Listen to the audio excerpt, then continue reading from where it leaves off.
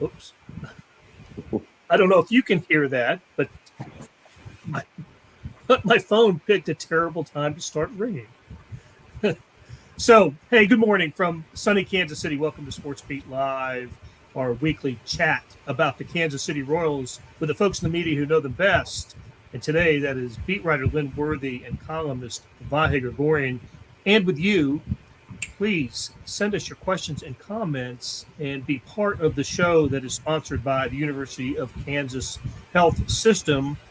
We will hear from KU Med later in the show. But, gentlemen, I wanted to talk today about starting pitching. We've spent many shows over the last month, probably the majority of them since the All-Star break, speaking to the young lineup and the rookies in the lineup and how the Bobby Witts and the MJ Melendezes and Vinny Pasquantinos are having great seasons, and we can kind of see the future of the Royals lineup this season.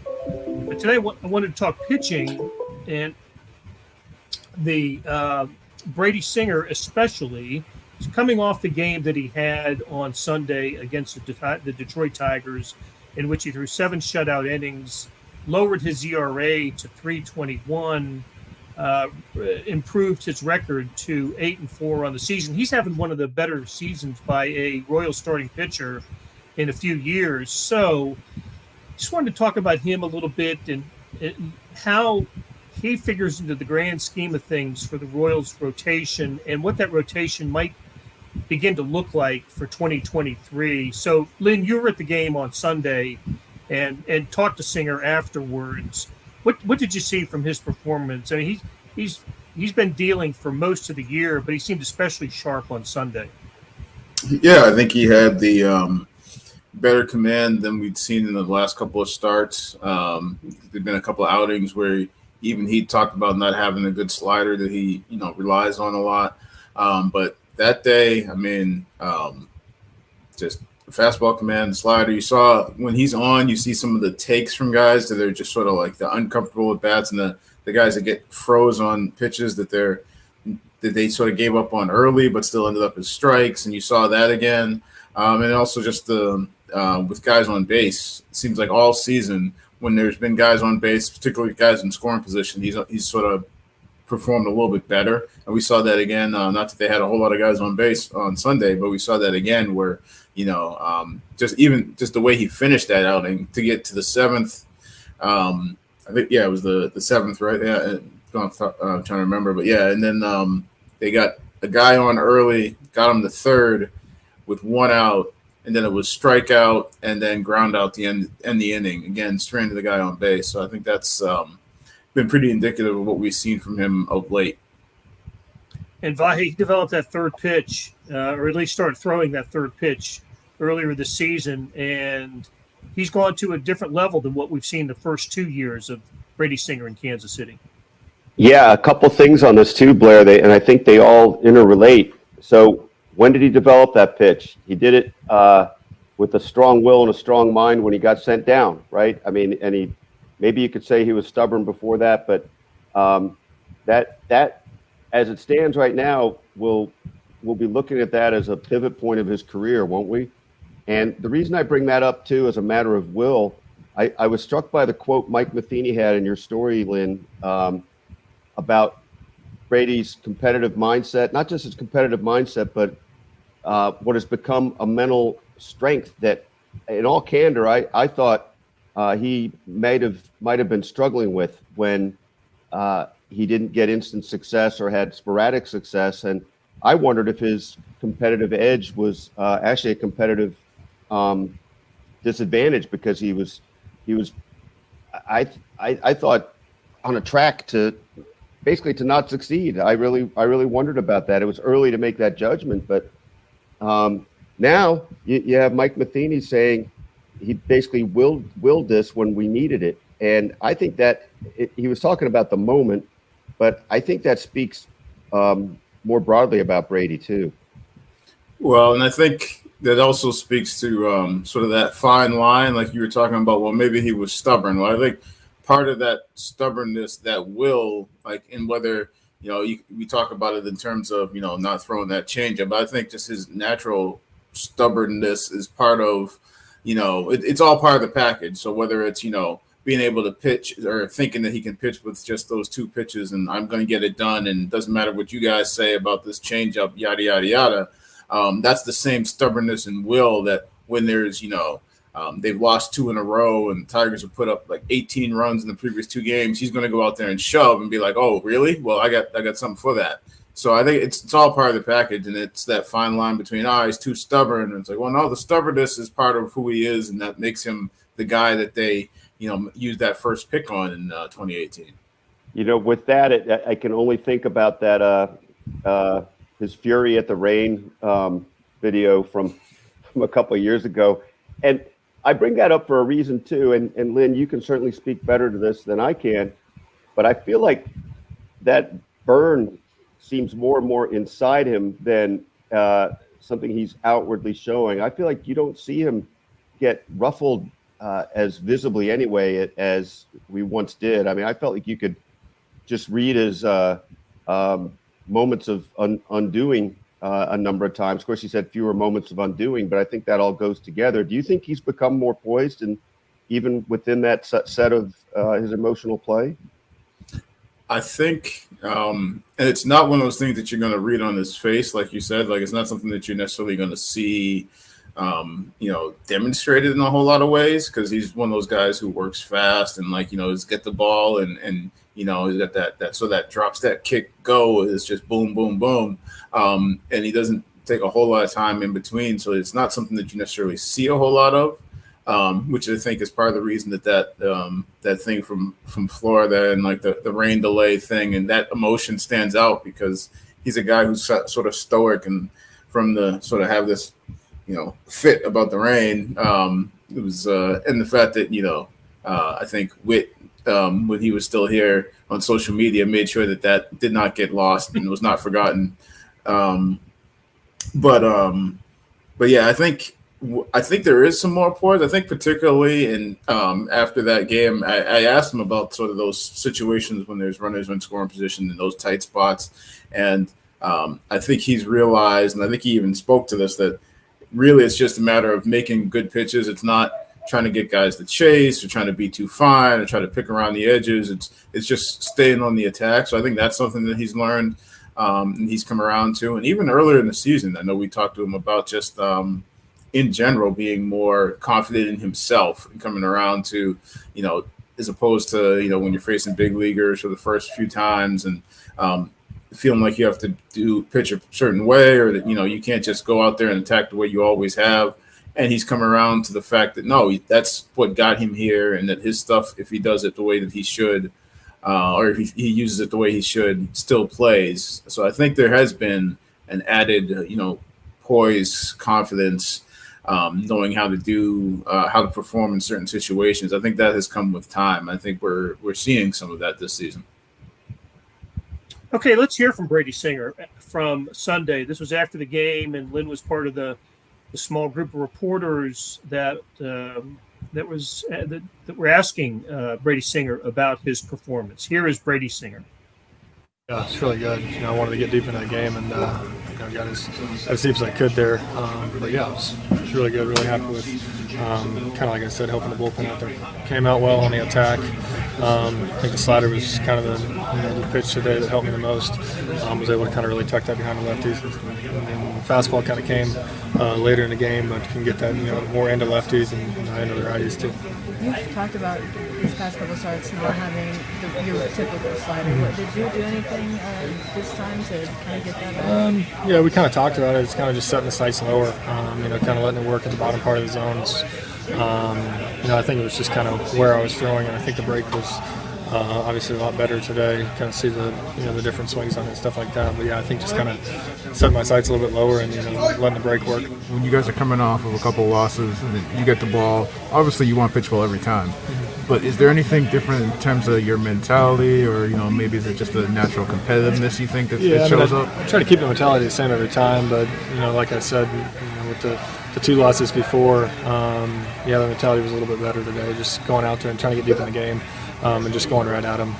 They've obviously had 2 good offensive days the past 2 days, so just to kind of go out there and do that was good. I think staying on the attack there, runner and scoring position has helped me a lot. I think the past few years I've kind of been, picking around guys, trying to get them to chase, but I'm trying to throw competitive pitches in the zone and kind of understand where the runners are, how many outs there are, and stuff like that. I feel like I've done a lot better job this year than I have in the past.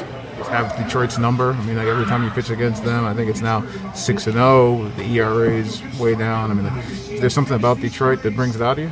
No, not really. I just kind of face them a lot, and I kind of know their lineup pretty well, but they obviously know me too.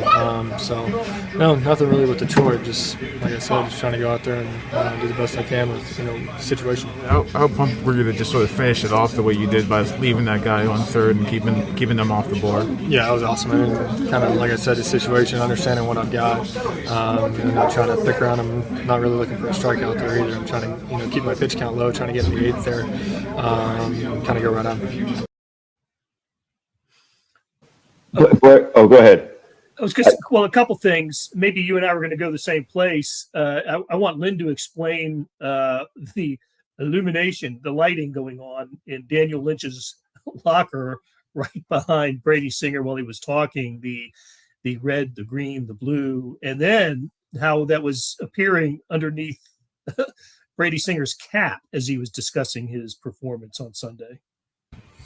I'm still not really sure because there's a corner where Salvador Perez's locker is, where there's a lot of times there's flashing lights, and there's it's not a strobe machine, but there's something over there where there's usually a little light thing going on. I'm not sure how it ended up in that locker there with Daniel Lynch's locker next to Singer. And I still didn't really, because it was there, and you just sort of ignoring it while you're talking, and I never actually found out what was going on there. I'm trying to think if Lynch was even around. I mean, I guess he was around. I know post game he was actually serving as a catcher in the middle of the clubhouse, catching pitches from one of the young Grinkies as they were firing pitches across the clubhouse, to the point where I was literally standing on the other side. And I said to one of the PR guys who was standing behind, I was like, you're showing a lot of faith in Lynch as a catcher, because Grinky's kid was just firing it. And I was like, yeah, I'm not standing behind that. So I was more worried about making sure I didn't get hit by a stray pitch than what was going on with the lighting going on there. Yeah, it's like, and Lynn, you've seen this too. It's like in the Chiefs locker room, trying to avoid the basketball game and the flying basketball during the media session in the locker room. Anyway, I like that you asked him about his success against Detroit. He improved to 6-0 lifetime against the Tigers. And how about this? I was looking at some Brady Singer numbers. All time, he is 13-7 against AL Central teams, and only has a losing record against one of them, and that's the Twins. So he's got winning records against the White Sox and the Guardians, as well as the Tigers. He's 2-5 against the Twins. Lifetime at home, he's 12-10 with a 4.05 career ERA. And the Royals this season, and this may be the most important stat, they're 14-10 in games that he starts for the Royals. He's 8-4, but the Royals are 14-10. There's not another pitcher starting pitcher that the Royals have that has a winning record in games that person starts. So he really has established himself as the number one guy in the rotation. And I want to know what you think that means going forward. But let's pick that up after we take a break and hear from the University of Kansas Health System. March 4th, 2015, I got out of the shower and felt a lump in my left breast. We were able to quickly uncover that she had 2 subtypes of breast cancer, each of them requiring separate and unique treatment plans. This is why you come to the University of Kansas Cancer Center. It is critical to be treated by a team of experts in that specific cancer type. If you don't start with us, I think you'll have more questions than answers. Why would you go anywhere else? We are back on Sportsbeat Live talking Royals with beat writer Lynn Worthy and columnist Vahe Gregorian.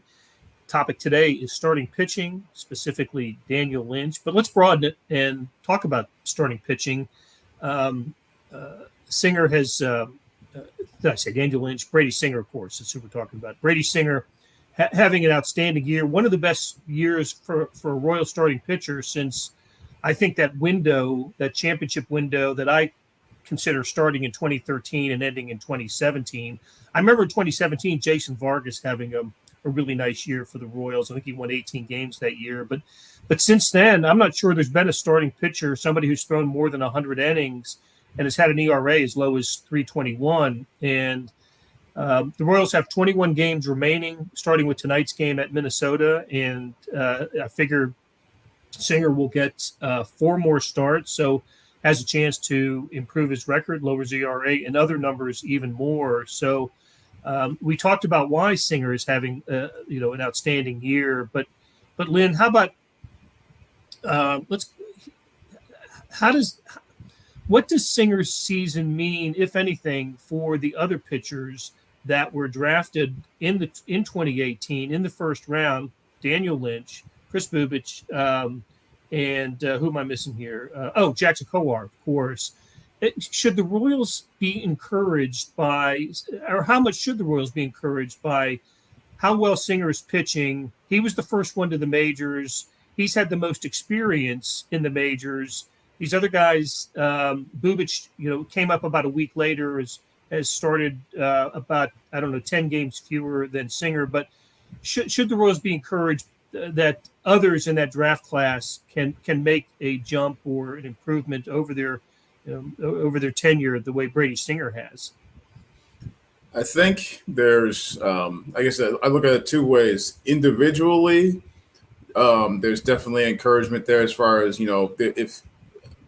if not everybody follows the same path or is on the same timeline, and like everybody's different, but to look at Brady as sort of almost like a benchmark and say, okay, with a little more patience, this is where some of these other guys might get to. There's definitely that train of thought. But then in the bigger picture, I also feel like, those guys are behind him. So if you're going into next season expecting to compete and to, be in the thick of things or to be, 500 or whatever you want to say, can you rely on those guys and still making those steps? Like, what is that going to mean for what your overall team is going to look like? Or can you rely on them going into the season? I think that's 2 different things. Individually, I think there's encouragement because these guys could get to that point. As far as making up the rotation for next year, if you've got multiple guys who still haven't gotten to that point yet and you're waiting for them to get to that point next season, what does that mean for where your team's going to be? And I don't think it's going to be hard to be competitive and say you're going to wait for those guys to make those steps or expect them to make those steps during the season. I mean, after all, Brady Singer didn't even make this rotation out of camp this year. So if you're saying some of these guys are behind him and they still have to make those steps, and Brady had to go back to the minors for a little bit to do that, can you afford to go into next season, relying on Daniel Lynch, Bubich, Heasley, these guys, you can rely on some of them, but like if that's going to be 4/5 or 5 out of 5 of the rotation, then that might be a tall task. Yeah, I like how Lynn put it, Blair, and I'm partly reminded of that old Spawn and Sane and Pray for Rain with the White Sox, like it's Singer and Pray for Rain right now, because you're waiting for the rest of these guys to click in, right, on any level of consistency. So I'm oversimplifying the point, but it sure feels to me like everything about the offseason has to be geared toward enhancing the pitching and whether that means a Jason Vargas-like signing or a Volquez type thing, or even maybe dealing some young talent for a James Shields type thing. I mean, I'm not sure what the dynamic needs to be, but I feel like they know what they have on the field is a lot of what they want to go with. I think we can all agree on that maybe, I mean, they need to enhance it, sure, but they've got the pieces on the field that they hope are the nucleus, and will sink or swim with them. But they would just be guessing if they think the rest of these young guys are going to be ready. That's what it feels like to me. and it's also, I think, in some ways, it's if nothing else interesting to see that they've already started making moves to look at guys in the bullpen. I mean, if you went into this season, and I know we've had, I think we probably, if we go back, we had some of these conversations, either on here or just, I remember having some of them in Arizona where it's like, okay, who do we think are going to be the guys? Because you had all these young guys and you had guys that were brought in, and it's like, okay, is it going to be, Keller? At that point it was Minor, but you switch him out with Greinke. Are you going to see, remember Carlos Hernandez? And I'm naming these guys in particular because Keller's gone to the bullpen. Hernandez has gone to the bullpen. And you've still got, and what you have left aside from Greinke is a lot of these young guys. Like I said, so Singer looks like he's a guy that you can count on. But, Greinke could be a free agent at the end of the season. You move Keller to the bullpen. So that means you got a lot of young guys who haven't really done this in the major leagues. So that means you're looking at Bubich, Lynch, Heasley. Zerper's looked good, but is very limited amount of time. And he's actually, in the minors now rehabbing just to sort of get himself back on track. But it's interesting to me that they're trying to build up that bullpen.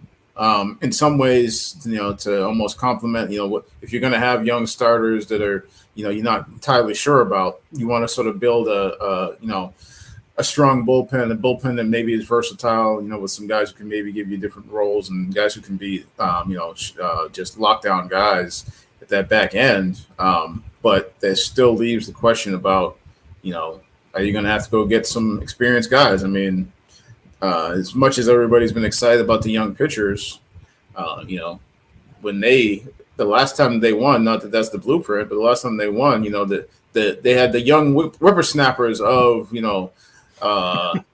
Chris Young and Shields and I think even was Jeremy Guthrie, Volquez. Guthrie. I mean, like these guys are all 30 and such. So it's like, well, yeah. So it's going to be interesting to see how they handle that going into the offseason because they're already starting to look at building out a bullpen and they're taking from some of the supposed options from the starting group to do that. Yeah, and the aforementioned Jason Vargas was part of the lineup in 2014. I always like to remind that the players, the pitchers who started games for the Royals in the 2014 playoffs, none of them, all but one, I should say, started games in the 2015 playoffs. That's how much turnover there was in starting pitching from 2014 to 2015. Yordano Ventura was the only player who started for the Royals in 2014 and 2015 postseason. Completely different cast of starting pitchers, and hey, both worked, right? The Royals were within one game of winning it all in 14 and did win it all in 15. So that strategy worked, and I think you're both right. You both make the excellent point that I just don't see how the Royals can go into 2023 without having signed a couple of free agent pitchers and probably overpay for them because that's just what the market is. We're enjoying the final weeks of the regular season, watching the young Royals lineup and imagining what things could be like from that perspective. But it almost seems inevitable that we're going to lose one or two of those to the way the Royals did in 2013 when they acquired James Shields and Wade Davis for Will Myers. So that's that. It's almost bound to happen, isn't it? Well, one thing, Blair, I like the point you made about maybe they'll even overpay because we're at a little bit of an inflection point on the John Sherman ownership sort of trajectory, right? What is it that this era is going to stand for? And there've been a couple years now of certainly patience and waiting to see how things develop, but at some point, I think for the fan base, you'd like to see some more concerted action that says, okay, we're going to be aggressive about this. You can make a case. Some will say that they shouldn't have waited so long to bring guys up this year, but I think you can make a case they did a pretty bold thing ultimately this year with bringing all these guys up and typically featuring 7 rookies in the lineup. But I think they need to do something bold in a different way with what they do on the market this offseason. It's going to be interesting, though, also just you're not, in all likelihood, going to get a frontline starter because, one, frontline starters don't, come along all that often. And two, the price tag on that, because you're going to be, if there's frontline starters available, then there's going to be multiple teams involved in going after them. So that just drives the price up. And Kansas City is not going to most likely win a whole lot of bidding wars. So, the free agent market, the other thing with that is, you spend a lot to get a guy there, and then if things don't work, you can't overcome that. Like, you can't just keep chasing that with money like some of these other teams can, where, they make a mistake on a guy and, either you spend more to make up for it, or, you can spend to sort of buy yourself out of it, whether that means trading them away or just cutting them loose. Like, once you make that mistake, then you got to find a way to make that work or to make something out of that if you're Kansas City. So it'll be interesting to see, because I don't think that I don't get the sense that there's a whole lot of, move to go out and spend big on a frontline starter from them. But I think they do know that they need at least something you can count on. That's usually when they're looking at these veteran guys, it's going to be something that what you're going to get, that you can predict, and you can sort of rely on when you pencil into that rotation. And you're going to get these innings, consistency. That's what you're looking for. You're not necessarily looking for front of the rotation type guy, because that's usually not what they're able to get in free agency. And I haven't looked at a whole lot of, what the options are going to be that are out there.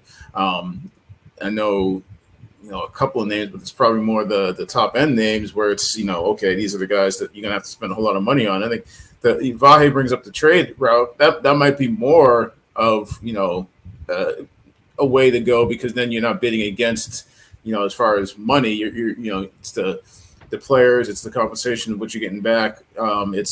And then also you might be able to get a little bit more control without, it might be, depending on who you trade for, it's a guy who's under control. He's got X number of years already left on that deal, and that's what you're trading for, as opposed to trying to price that out and then, sort of hamstringing potentially what you have to spend in these next couple of years, as these young guys have to start getting paid in the next couple of years. Hey, Johnny Cueto's available on the free agent market after this season. Let's bring back a hit. So, all right. Hey, guys, great conversation as always. Thank you so much to Lynn Worthy and to Vahe Gregorian, and to our producer, Monty Davis, and to our sponsor, the University of Kansas Health System. If it's Tuesday, we're talking Royals, so we will be back next Tuesday at 10 a.m. for more Royals conversation. Thanks for joining us. We'll talk to you again next week.